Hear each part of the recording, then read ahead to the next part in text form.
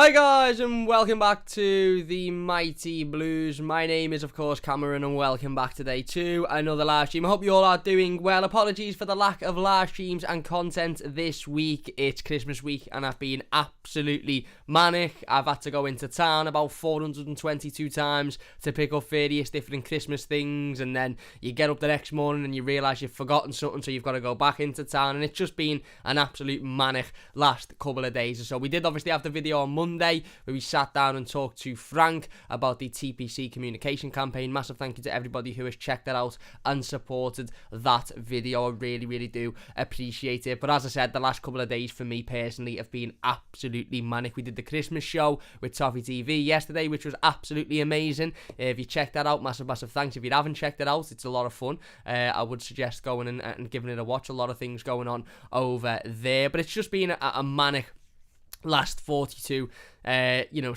hours or so for me personally. But I thought I'd sit down today, couple of days before Christmas. It is Christmas Eve tomorrow. I'm well and truly within that Christmas spirit now. I've got it oozing through me, and talk about the latest Everton news. Now, we are going to have a game preview tomorrow ahead of Everton's Premier League fixture against Burnley on Boxing Day, a game that I really don't understand how it is going ahead, to be perfectly honest with you, and we'll talk more about that in a second. I really don't understand how the Premier League haven't used their brains for once and postponed this one, but you know, at this current moment, it is still going ahead, so we will sit down and talk about that one tomorrow. I also want to do a general sort of just Merry Christmas live stream tomorrow, where we sit down and we just have a little bit of a chat, you know, less Everton talk, just more Christmassy talk, and a nice, you know, a happy live stream where we're all just dead happy that it's Christmas Eve. But that is going to come tomorrow. There has been quite a significant amount of Everton news over the last couple of days, so I thought, you know what, we'll sit down and we'll have a good chat about it today. Why not? There's transfer news, there's news regarding the fixture on Sunday against Burnley. Rafa Benitez has had his pre-game press conference today. There's injury news, there's all sorts to sit down and talk about. Stadium news as well, which I know we all love to sit down and talk about as well. So we've got a lot to get through in this live stream. So if you are watching us live, please do interact in the live comments. I want to hear what you all have to say on everything that we're going to talk about. If you are enjoying, please do hit that like button. It only takes a second if you're new. Don't forget to subscribe. Let's start with I suppose the most significant story of certainly today and I feel of the last couple of days as well. And that is that Everton have had a request rejected by the Premier League to postpone Sunday's game against Burnley, the game against Burnley on Boxing Day, after the club submitted 5 positive COVID-19 tests. Everton have also stated that they have 6 outfield players out injured, and Rafa Benitez in his pre-game press conference today has stated that the club currently only have 9 available outfield players and 2 available goalkeepers. So 11 players, altogether available. Not even enough to field a match stage squad, bearing in mind 2 of those 11 players are goalkeepers. So we haven't even got enough outfield players to field an 11 on Sunday through injury and through a rise in COVID cases as well. Now, if you were to hear those stats, if I was to sit here and say Everton have had 5 positive COVID tests returned over the last 24, 48 hours or so, to go along with 6 injuries to the first team squad members, you would sit there and go, right, okay, it's getting cancelled. It'll have to be cancelled. We've seen a couple of games cancelled today. I think Liverpool's game on Boxing Day has been cancelled. Wolves' game on Boxing Day has been cancelled as well because of rises in COVID-19 cases. And of course, over the last however many weeks, we've seen multiple Premier League fixtures being postponed and being cancelled because of rises of COVID cases in Premier League camps. We saw Everton's last Premier League game, which was due to be against Leicester. That was postponed for the same reason, and it really baffles me how the Premier League have come to the decision that this one shouldn't be postponed. I think Burnley have got a couple of problems themselves with COVID cases and rising COVID cases, and it's clear as day that Everton have got a massive issue, not just with positive COVID cases, but also with injuries throughout the squad. Rafa Benitez spoke very passionately today in his press conference about not really understanding why this game is going ahead. He spoke about the risks that the Premier League are taking by having this game go ahead. The risks that Everton will have to take in regards to certain players returning to first team action who maybe aren't quite ready to return, i.e. Dominic Calvert-Lewin. So it's a decision that just absolutely baffles me, and it's a decision that I can't help but feel has been made because Everton aren't a certain club who bring in a certain amount of money, to be perfectly honest with you. I do sit here and think if we were a Manchester City or a Manchester United or a Chelsea within this situation, would the Premier League still have rejected that proposal? Because let's be honest, to have 5 positive COVID cases over the last 48 hours and to have a game scheduled in for 2 days away, Sunday, we're now on Thursday evening, or Thursday afternoon when this was announced. The game is on Sunday afternoon. 3 days between 5 positive COVID cases in a camp of players that have been training together, mixing together, working with each other. How the Premier League have decided that allowing this game to go ahead is the right decision baffles me. It absolutely baffles me. But as I said, Rafa Benitez has spoken quite passionately today about his thoughts on the situation. He spoke about the Premier League and player welfare. He said the fans want to see the best playing at the best level possible. You sell the rights in the TV because you play exciting football, but now these things are maybe under question. Benitez did confirm that Everton have had to promote 5 young players from the under-23s, all under the age of 21, because of the the rising COVID cases within the Everton camp, as well as the injuries. He also said, on the day of the Chelsea game, we tested the players like we have to do and discovered with the lateral flow there was nothing, but after the game we did a PCR just in case and discovered 3 or 4. I don't know if we will have more injuries because we are pushing the players. Dominic has had injuries for 2 months. We don't know what we can do with him. He was asked on whether he believes there's a risk of the game against Burnley being cancelled. He said, I think so. I was really surprised the game was going on with all of the cases we have and the injuries. We were trying to do everything right with the lateral flows every day, PCRs, and using 3 dressing rooms. Trying to do that, we found a positive on the day of the game, so 3 to 4 players around him were positive later on, and we can't use them. He said, it's a difficult situation. I don't know the answer, but in our case, it's a surprise that we have to play this game. He said, we have 6 injuries and 5 players with COVID. I think it is not fair. He also went on quite strongly to say, bear with me 2 seconds, something along a similar lines of that, and to say it's quite dangerous for us because someone has to consider that because of the circumstances we may have to play players who are not ready, have knocks, or have to play out of position. Hopefully Dominic will be fine. He spoke about Luca Dean and said, I want to be clear from the beginning, Luca Dean has been a key player for us. He was working hard in training and games. I was surprised by the situation. He said Luca Dean is available, but he did say that now I have to think whether I have 11 fit. I'm really surprised we are playing this game. So, yeah, the manager couldn't be any more, to the point, really, could he? And it's a very much, I think, I suppose, a statement for the Premier League from Rafael Benitez is to say, listen, it's bordering on impossible for us to play this game on Boxing Day. It's ridiculous to have to promote 5 young players from the under-23s. And look, I know the under-23s, a couple of players, come through and against Chelsea, like Jared Branthwaite, Lewis Dobbin, Ellis Sims, and they were absolutely brilliant, and they were key figures in us getting such a positive result last time out against Chelsea, and they were brilliant. But players like Jared Branthwaite have had Premier League experience before. They're sort of, they're on that border of being a Premier League player, if you like. A lot of people would argue, including myself now, that Jared Branthwaite should be in the Premier League, squad week in, week out, because he's clearly more than good enough. Ellis Sims, again, on that border. Lewis Dobbin on that border.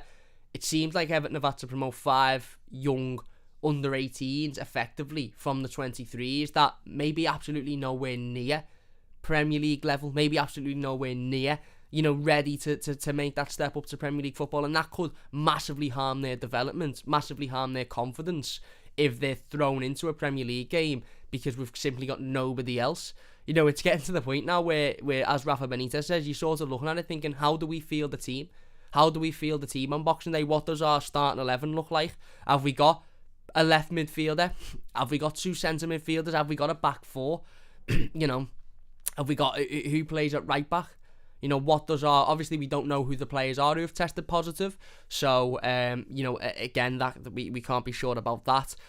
So in terms of predicted starting 11s and trying to think about how we set up, it's very difficult to think about because we don't know who is positive and who isn't. But to have 6 players out with injury and 5 out with positive COVID tests, and for the manager to come out and say, I don't even think I'm gonna be able to field a starting 11. For the club to come out and say we've got 9 outfield players fit and 2 goalkeepers. It's a disgrace for me. And the Premier League have come out and released a statement as to state that, anybody who's played a minute of Premier League football classes as, an available player. And I think if you've got something like 13 or 14 available players, then the game will go ahead. But for once in their lives, I ask whoever's in charge of the Premier League and whoever's in charge of making these decisions to use your fucking brain. For once in your life, use your fucking brain. There's lives at risk. There's lives. I'm not going to go into the politics of COVID and this new variant and this, that, and the other because, I understand that, the comments will be an absolute cesspit of people arguing about it. I'm not going to go into any of that. But the reality of the situation is there's lives at risk. And, it's very clear that if one Everton player has had a positive test before the Chelsea game and he's been within the same parameter as others and 3 or 4 players have then tested positive subsequently because of that, this variant, or whatever you want to say, is clearly very, very spreadable. And to then sort of say, no, the game will go ahead, even knowing the situation that Everton are in, even knowing the situation that Burnley are in, I believe Burnley have got a couple of positives as well, it just doesn't make any sense. Doesn't make any sense for me. It's clearly money driven, but we know the Premier League, all they care about is money. We know that they don't care about people's lives or the welfare of players or the welfare of fans. They're not asked about that. They're asked about how much money they've got in their pocket. We know that. Of course we know that. But JT says there shouldn't be a politics of COVID. It's a dangerous disease and lives at risk. Spot on. I completely agree. That's the bottom line of it, is you're playing with lives. You're playing with people's health. You're playing with people's people's bodies. Who knows how certain players will react if they pick up, the virus. Some players might be absolutely fine, shake it off, and within a couple of weeks be back in training. Some players mightn't be as lucky as that. So, I just don't think it's right. Nino, do one, mate. Do one. I don't want no football, no. If we've got 2.5 players to field, then I don't want a game, no. So, see you later, fella. But as I said, I don't understand it. I just don't understand how the Premier League can reject it. It's not like we've gone to them and said, we've had one positive test and it's a really good player, so we want to cancel the game. We've barely got a squad. We barely had a squad for the game against Chelsea because of injuries. And that was before we had a COVID outbreak at the club. That was before we had 4 or 5 positive tests. We were having to play, under 23 players, young players were having to step up because we didn't have, first teamers available because of injuries. We've now got all of those injuries on top of 4 or 5 positive COVID tests. We simply haven't got the squad to field a team. I don't know what the Premier League want us to do, turn up and play 9 players. The manager said then we've got 9 outfield players. What are we going to do? Play with 10 men? Are the Premier League going to allow that? It's just stupid. I simply don't understand how this game is being allowed to take place. I don't get it. I really, really don't get it. It baffles me. It honestly, it baffles me. And again, there's a lot of discussion at the moment about whether or not the league should be scrapped or stopped, or there should be a circuit break and all of that sort of stuff. And they're conversations for different videos. They're conversations for different days. Again, we can sit here and talk for hours about whether or not there should be a break in the league, or whether or not, we again, football should be cancelled completely. That, again, they're all up for debate. But other games have been cancelled. We saw our game against Leicester literally a week ago cancelled because of rising COVID cases. Liverpool's game on Boxing Day is being cancelled. Wolves' game on Boxing Day is being cancelled. Why is this going ahead? You have to sit down and ask yourself, why is this going ahead? The manager couldn't really, and again, people will be critical of Rafa Benitez, and people won't like him, and people will want him to be sacked, this, that, and the other. You've got to give... I suppose it's not a case of giving credit where credit's due, but the manager couldn't be any more specific about saying this game shouldn't go ahead. I don't know how it's going ahead. And yes, he'll prepare for the game, and yes, he'll take a squad to, Turf Moor on Sunday, because, because we've got to. But I don't understand it. I simply don't understand it. I don't get it. Safety is paramount. Safety is absolutely paramount, and the reality is that this Everton squad as a whole, these players have obviously been mixing with the other 4 or 5 players that have tested positive. Because if the Premier League are watching, little bit of advice here or little bit of information here. This is a squad of players. They'll train together. They'll eat together. They'll mix with each other. They play in the same game. It's a contact sport. They will be involved with each other. I don't understand it. I don't get it. I really, really don't. And I know that there's, again, people will say, yeah, but we need to move on and this, that and the other, and we need this and we need that and we need the other. I get all of that. But the reality is, this game shouldn't be going ahead. It's as simple as that. It shouldn't be going ahead. And you have to ask yourself, if this was a certain other team in the Premier League who had requested this game to be cancelled, would the Premier League have been so idiotic with their decision? I don't think they would. I personally don't think they would. I think that this game would have been, not even in question. Not even in question. When I heard about the positive test yesterday and I heard about the injuries and the request and stuff, I thought, yeah, there's no way we're playing this game. There's absolutely no way. I just don't get it. I don't. What's the criteria? I know the Premier League will come out and say, yeah, well, the criteria is if you've got this certain amount of players or that certain amount of players, but again, they're not consistent with it. It's not consistent. Other games are being postponed for similar situations. But yeah, there you go. From as where we are at this current moment, Everton will play Burnley on Boxing Day. We've got 9 outfield players available. We've got 2 goalkeepers available. We've had 4 or 5 positive COVID tests. We don't know who those players are. We've got 6 players currently out with injuries. These are all first teamers. Everton have confirmed that they've had to promote a number of under-23s players who are under the age of 18 and presumably 90% of whom will never have kicked the ball in the Premier League before and probably won't be ready to do that, hence why they're still playing in the under-23s. And yeah, it still is going ahead to this. I don't know why, to be honest with you. I don't know how, but it still is. It still is, and ultimately, yeah, we'll have to see how this one progresses over the next couple of days. But I just don't get it, to be honest with you. I don't get it. If I was Everton, personally, I'd be phoning whoever at the Premier League is, whoever's there at the Premier League, and I'd be saying we're not turning up. We're not turning up. But we wouldn't, because they'd literally dock us 40 points and probably take our stadium off us. They wouldn't if it was any other club, because they love certain clubs, don't they? But if it was Everton, they'd probably make a fool out of us. But yeah, there you go. At this current moment, the proposal, the request has been rejected, and Everton will still play Burnley on Boxing Day, which is mad, to be honest with you. It's mad, and as I said, the majority of Rafael Benitez's press conference was spent talking about the game, was spent talking about the injuries and the COVID situation. He did mention Dominic Calvert-Lewin and effectively say, listen, Dom's going to have to play probably more than what we would have wanted him to because of the situation that we're in, and that might affect his fitness, and that might affect him recovering from the injury. But it's great that Dominic Calvert-Lewin will be back, of course, because we've massively missed him.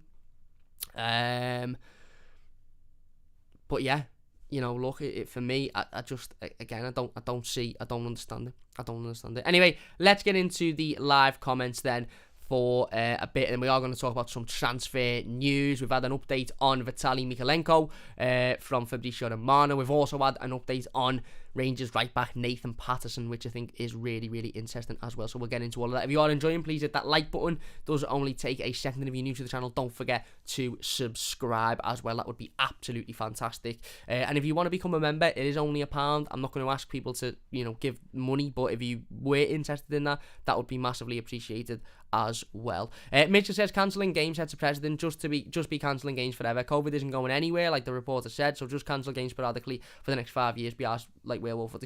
I get that, but the reality is, the safety of players, fans, staff, managers, everybody is at risk. But also, we haven't got a squad to put out. There. We've had 5 positive COVID cases. We've had 6 injuries of players that will be out of the game on Boxing Day.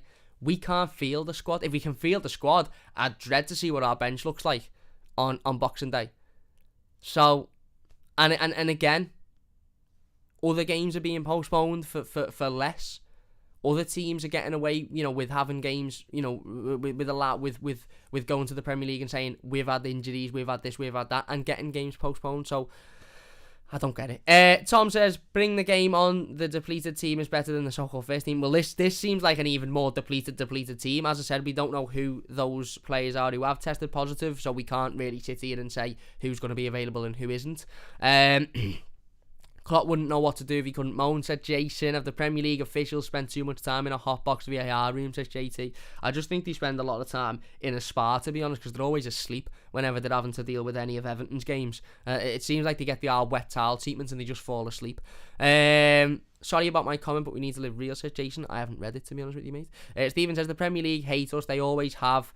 They always will do anything to make us fail, no matter how bad the COVID situation is. Well, yeah, listen, they're not asked about Everton, are they? Because they're Everton.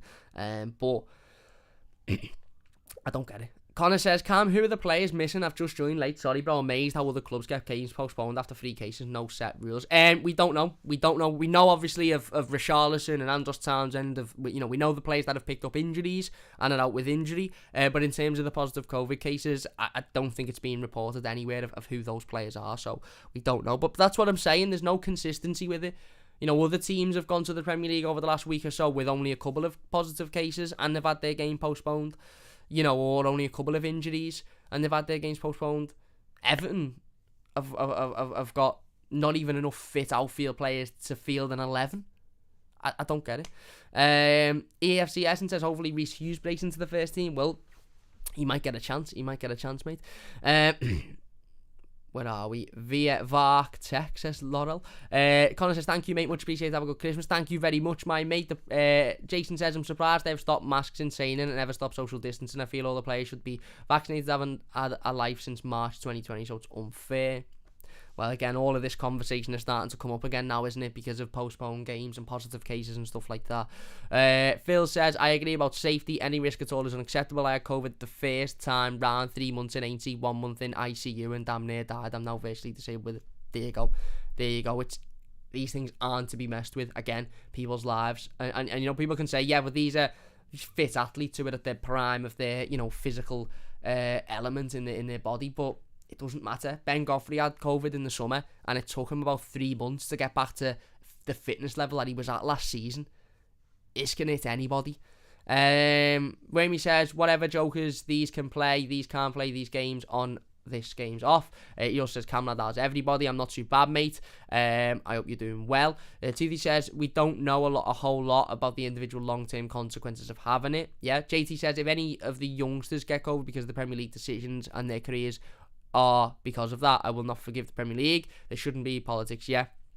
Jason says, an old fart, Boxing Day is just traditional, but this should be cancelled. Yeah, well listen, we are getting to the point now where I feel like Everton will be sending out a little public invitations to say, can anyone meet us at Turf Moor on Boxing Day at 20 to, I don't even know what time the game is, 20 to 3 and have a little kickabout for an hour or so, because we again, it's easy to read some of the things on Twitter and say, well, we've had to promote under-23 players, but look how good the under-23 players were against Chelsea. That's spot on. Jared Branthwaite is unbelievable, but Jared Branthwaite is an under-23 player who, let's be honest, should be in the first team squad every week, and is in the first team squad every week, and probably should be playing every week. John Joe Kenny, not an under-23 player. Ellis Sims, Lewis Dobbin, bordering on first team, consistent first team football.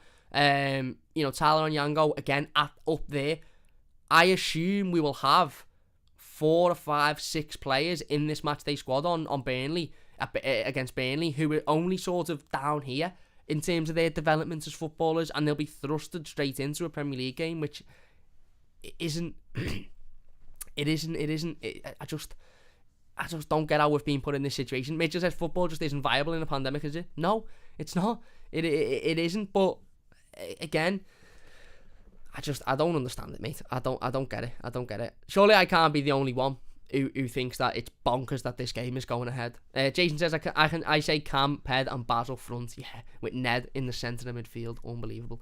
Unbelievable starting a team that only get things if you top 6 as C plays. Yeah, Eugene says Everton being linked with the move for Coutinho. I hope not. Jason says, hi Cam, hi everybody, happy Christmas to you all, stay safe. Yes, mate. Card says the Premier League simply do not care about this match or any club outside the top 6 for that matter.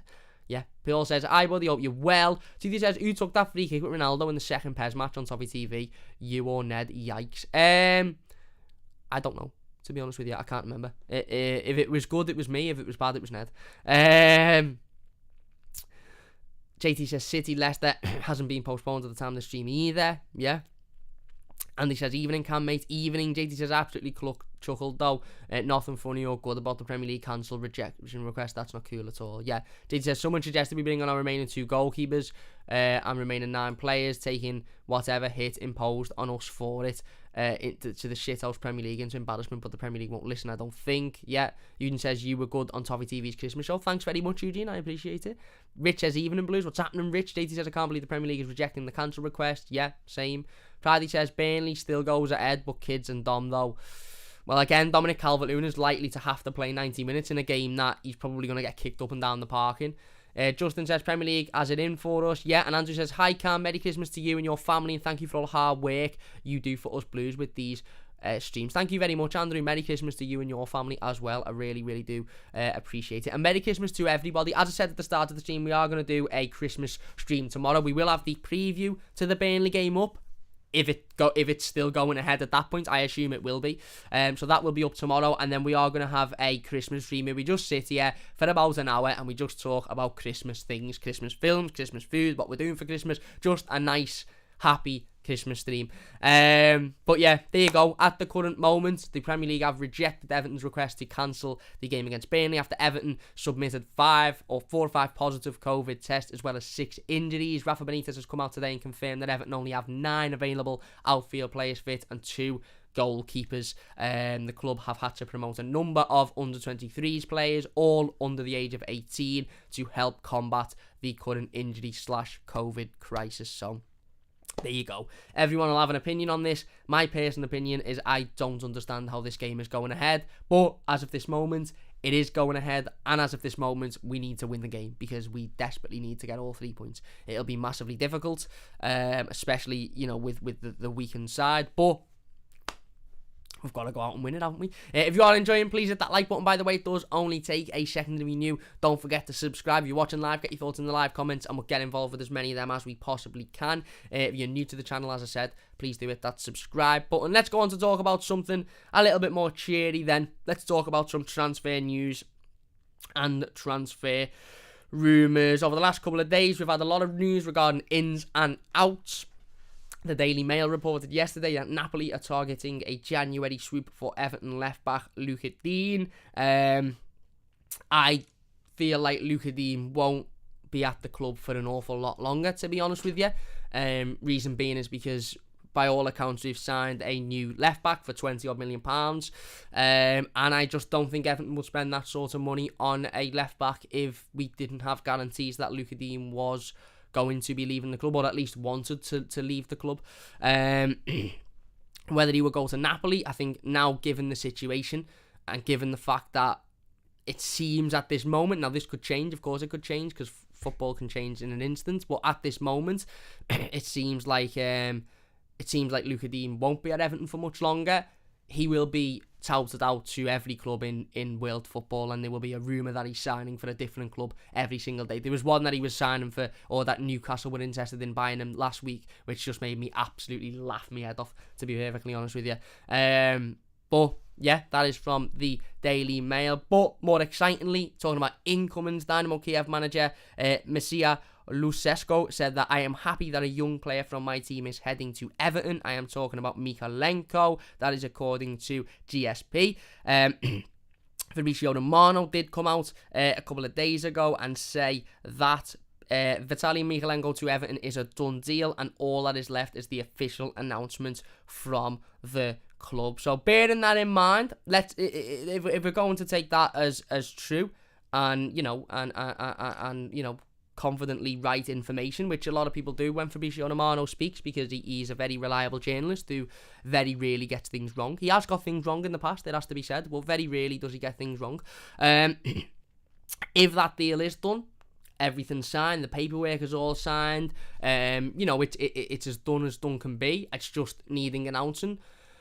I really hope Everton announce it tomorrow or on Christmas Day, or, imagine waking up on Christmas Day morning, 9, 10 o'clock, you've opened your prezzies, you're with your family, you're with your kids or your brothers, your sisters, your mum, your dad, you're chilling, you log on to Twitter and you see Everton have tweeted a present from us or something, and it's Vitaly Mykolenko in the away kit or the home kit, and he's putting a thumbs up and he's saying up the Toffees. Imagine how good that would be. Now, we all know he can't play until January. Nobody's going to sit there and go, is he in the squad for Burnley? We all know that this signing can't officially go through until January the 1st when the transfer window opens. But if it's all signed off, if it's all sealed, if it's all, done and dusted, and there's absolutely no problems, and it's just waiting for, as I said, the clock to hit 12 o'clock on the 31st of December, New Year's Eve, for it to all officially go through, then announce him. Don't wait until when it's officially gone through, or New Year's Day. If it's all done now and the club know it's all done, and it mightn't be, there might be still little bits of paperwork that needs submitting, or little bits of information that need sending across here and there, and if that's the case, then obviously the club won't announce it because it's not fully done. But if it is fully done, announce it on Christmas Day. It's all about marketing, it's all about, again, the club sort of getting engagement and doing, announcing things in the best way possible. Can you imagine we all wake up 10 o'clock Christmas morning, we go onto Twitter, and Everton have tweeted something like a present for you all, and it's, Mykolenko in the away kit underneath a Christmas tree or something like that, or the home kit, or if it's on Christmas Eve, an early Christmas present for the Blues. If it's all done and dusted, there's no reason why Everton can't do that, by the way. Absolutely no reason why Everton can't do that. So get it done. Get it done. Give us something to smile about on Christmas Day. Obviously, if that was to be the case, we all know that he can't play until January, because obviously that's when the transfer officially goes through.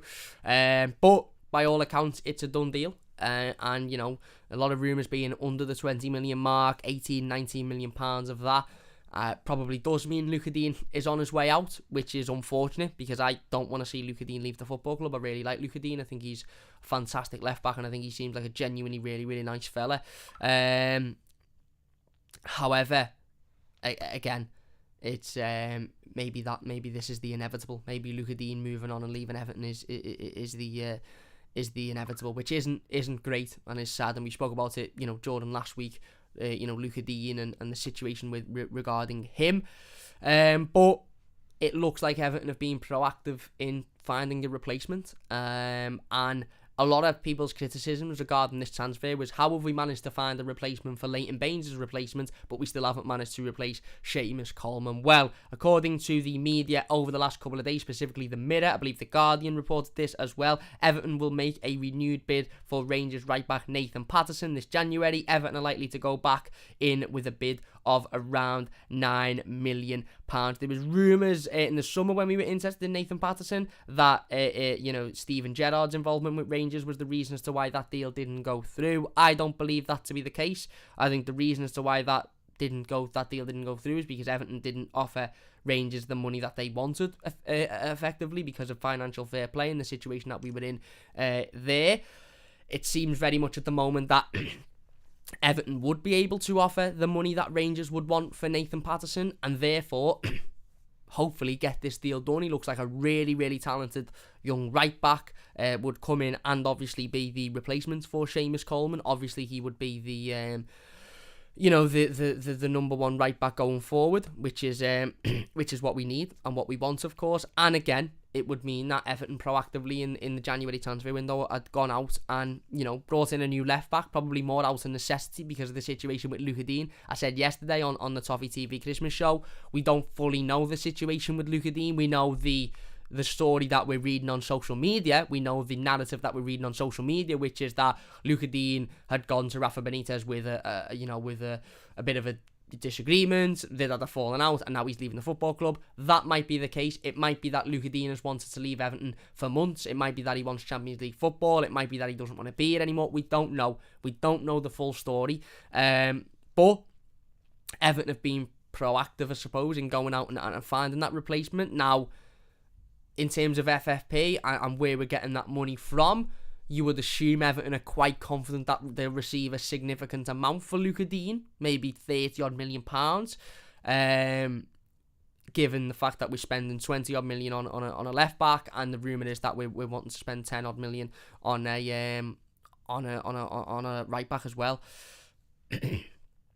That's obviously not a guarantee that we'll get that money for Luca Dean, and Luca Dean hasn't been sold yet, so ultimately we're still in the same situation with FFP, so that'll be interesting. I know we've got a little bit more leeway because of some of the deals that we did in the summer, which will allow us to spend a little bit more in January. But listen, if Everton come out of the January transfer window with a new left back because of the Dean situation and Nathan Patterson at right back, I'll be more than happy, because they that's a massively key area at right back which has been addressed, and left back, if Luca Dean was wanting to leave, we'd need to find a replacement for him anyway. So there's the latest on transfers. Everton are set to go back in with a £9 million bid for Rangers right back Nathan Patterson. Looks really, really good. Get down the wing, can create chances.